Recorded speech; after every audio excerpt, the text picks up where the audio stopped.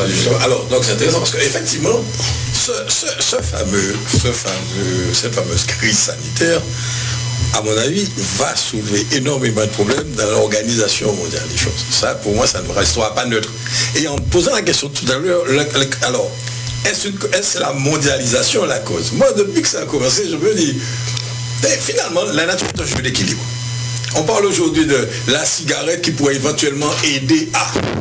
Ça me fait rigoler parce qu'en définitive, finalement, tout a un positif et un négatif. Il y a toujours un point favorable, un point défavorable. Et tout le temps, je me pose ce problème de mondialisation parce qu'en définitive, là maintenant, soit aujourd'hui, c'est le fait qu'on bouge beaucoup que ça s'est accéléré. Au niveau sanitaire, c'est parce qu'on bouge énormément. On est tout le temps dans les avions, on voyage, etc. Bon, donc ça, aujourd'hui, voilà une conséquence négative. Mais elle n'est pas toujours que négative. Le fait de bouger, de pouvoir voyager, c'est un plus pour l'homme. C'est une capacité d'enrichissement, de voir ce qui se passe, d'échange, etc. Donc, il y a toujours un plus, un moins. Il y a toujours des favorables et des défavorables. Mais, alors, il y a un autre aspect. Ce débat vis-à-vis, bon, j'ai quelques critiques à faire suivant les comportements individuels souvent, ou même des fois, ça va plus qu'individuel. Bon, on parle de la Chine, par exemple, il disait tout à l'heure, la Chine pourrait pas être une première puissance. Mais moi, quand je regarde, par exemple, je dis, la mondialisation, effectivement, sur laquelle on peut débattre longtemps, et il y a pas mal de mots, qui ont reproché beaucoup de mots, la mondialisation. La mondialisation et le libéralisme, l'ultralibéralisme. Oui. Bon.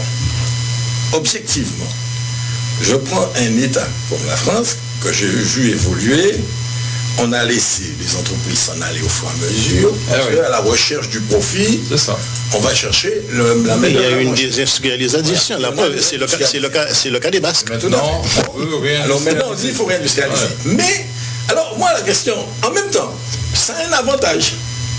Quand on raisonne au niveau universel, je me dis, finalement, c'est sûr que pour les gens qui vont perdre leur emploi en France, qui ont perdu leur emploi, etc., dans les industries, c'est une catastrophe.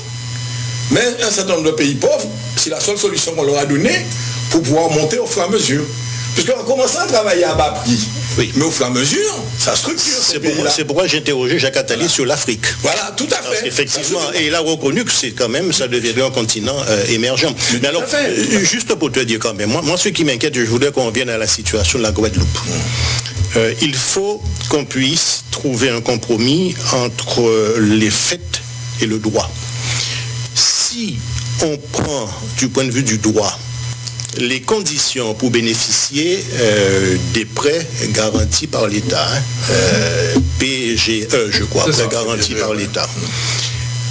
Il faut qu'il puisse y avoir des conditions de mise à jour des charges sociales et fiscales, comme préalable. Ah oui, bien sûr. Quand on sait que chez nous, les entreprises à 75%, ce sont des entreprises individuelles, les petites entreprises, que ces petites entreprises ont des difficultés, moi je suis inquiet. C'est-à-dire que j'estime que si les choses restent dans l'état actuel du droit, alors que nous n'avons pas localement le pouvoir normatif de pouvoir infléchir en tout cas ces impératifs juridiques.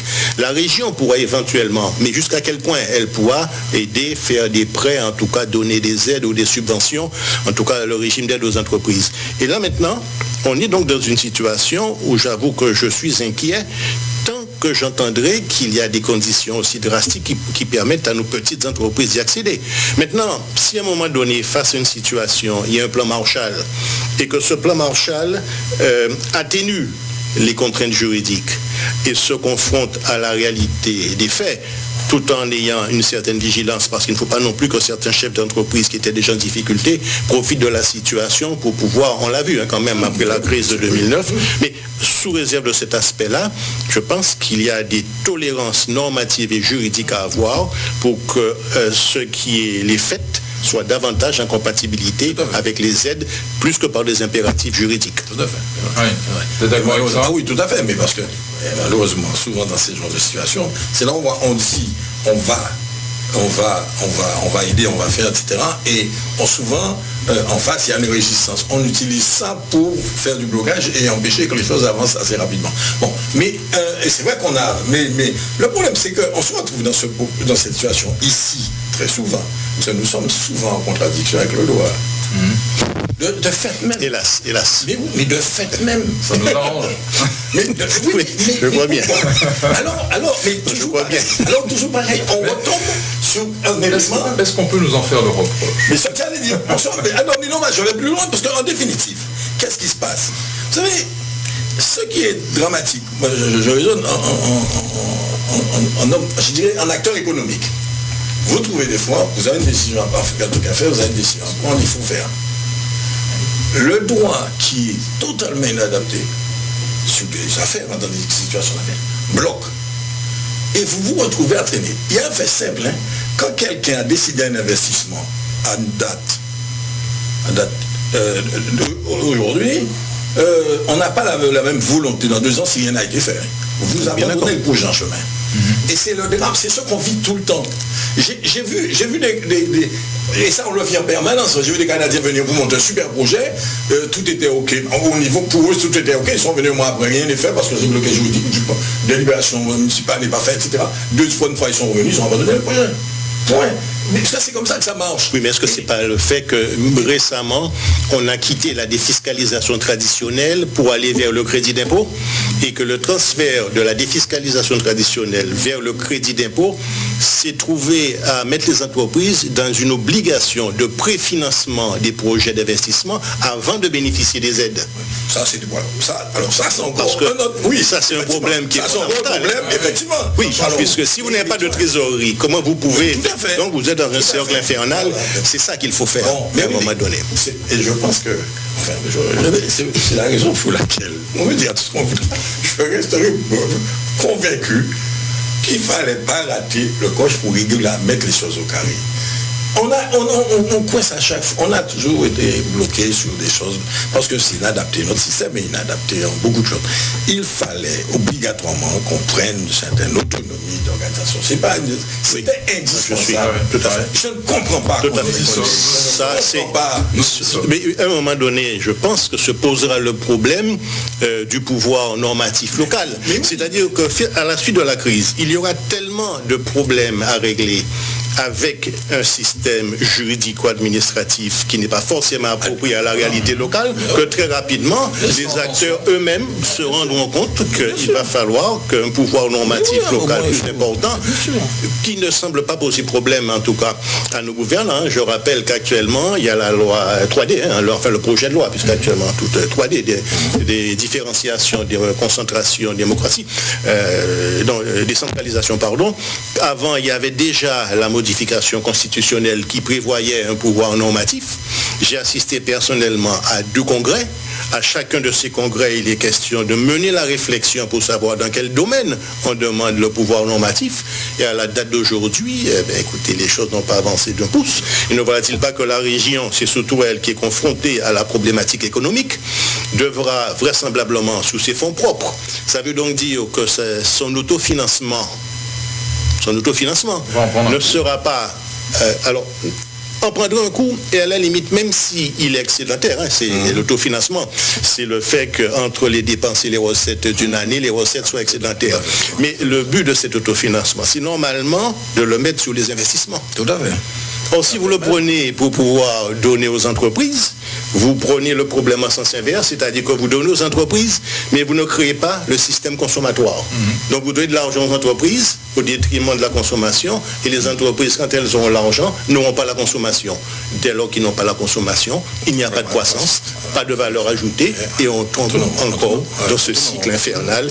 Et je vous avoue, Thierry Fendéré, que moi j'ai quelques soucis à partir du mois de septembre pour la Guadeloupe. Oui. Je pense que tout le monde partage ce constat. Moi, la question, c'est jusqu'à quelle proportion et que faut-il craindre? Alors, la crainte, on le connaît. On la connaît, excusez-moi. On l'a vu en 2009. Jusqu'à présent, il n'y a pas eu de mouvements sociaux parce qu'il n'y avait pas de dénominateur commun. Là, maintenant, il risque d'y avoir un dénominateur commun qui est la pauvreté. En France, actuellement, je vous signale qu'on en est à près de 10 500 000 personnes en chômage partiel. C'est ça. 36 000... Un salarié du privé sur 2. Tout à fait. 36 000 à la Guadeloupe. Or, quand la préfecture a fait le point sur le nombre d'entreprises qui avaient été habilitées il y en avait pas loin de 6 000, mais combien ont actuellement enclenché un ordre de versement? Moins de la moitié. Ça veut donc dire qu'il y en a qui ont fait la demande, à qui on a dit oui, mais voici quelles sont les conditions, et qui sont incapables de pouvoir passer au crédit de paiement, tout simplement parce qu'elles ne remplissent pas les conditions. Et ça va créer, à mon avis, une situation de tension sociale qui commencera d'ailleurs dès le 11, et vous verrez le capharnaüm que ce sera par rapport aux écoles. Non, c'est sûr. Henri Ancelin. Oui, non, mais c'est sûr. Non, mais ça c'est certain. On va dans une situation sociale, parce qu'on ne peut pas... on n'a pas toutes les conditions pour pouvoir lutter correctement dans cette situation. Ouais. On peut raconter ce qu'on veut. Il faut toujours pouvoir agir vite sur les choses.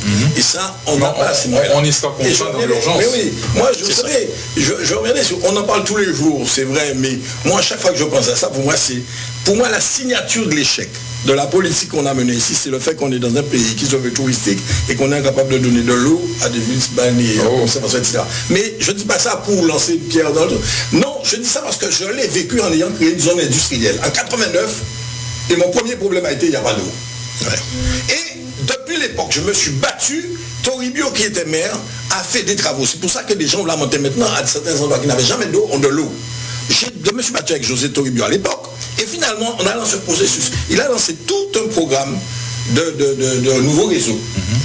Et quand il est arrivé près de la zone industrielle, il fallait traverser un petit bout de terrain de M. Simonet qui m'avait vendu pour faire la zone. Et je ne sais pas ce qu'il a demandé comme négociation, et ils ne se sont pas entendus. Et qu'est-ce qu'il a fait? La mairie n'a pas eu le pouvoir de traverser ce bout de terrain pour entrer dans la zone industrielle.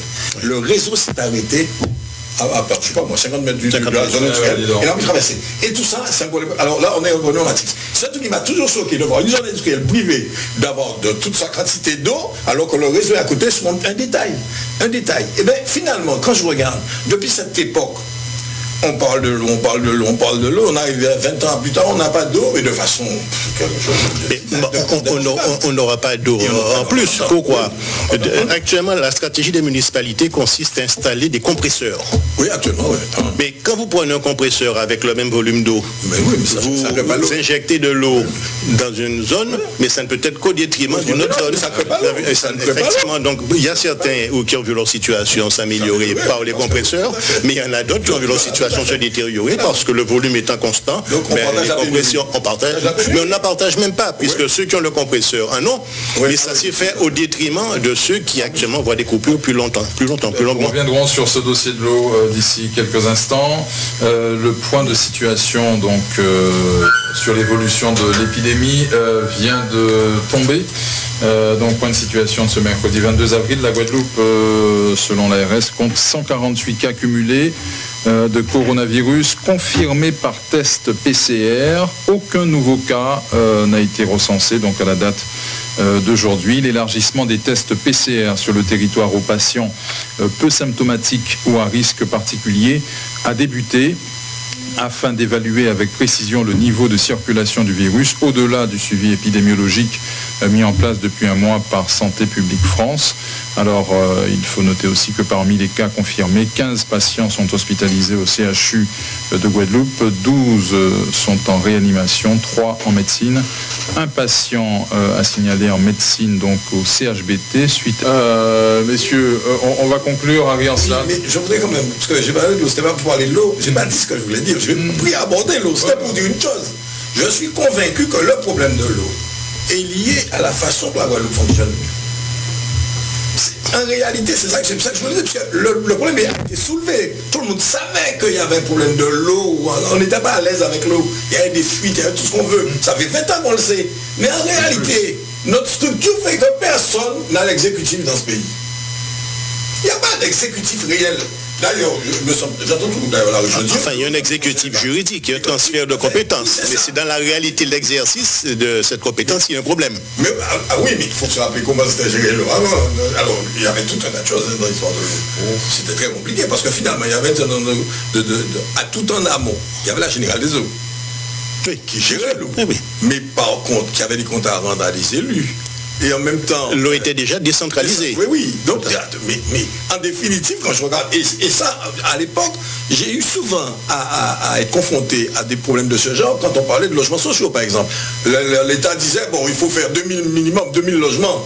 Tout le monde était d'accord, puis il fait dire, ok, mais après, il faut la garantie, et quand je me retrouvais avec la région et le département, on tournait en rond pendant longtemps. Donc, on avait toujours des raisons pour ne pas avancer.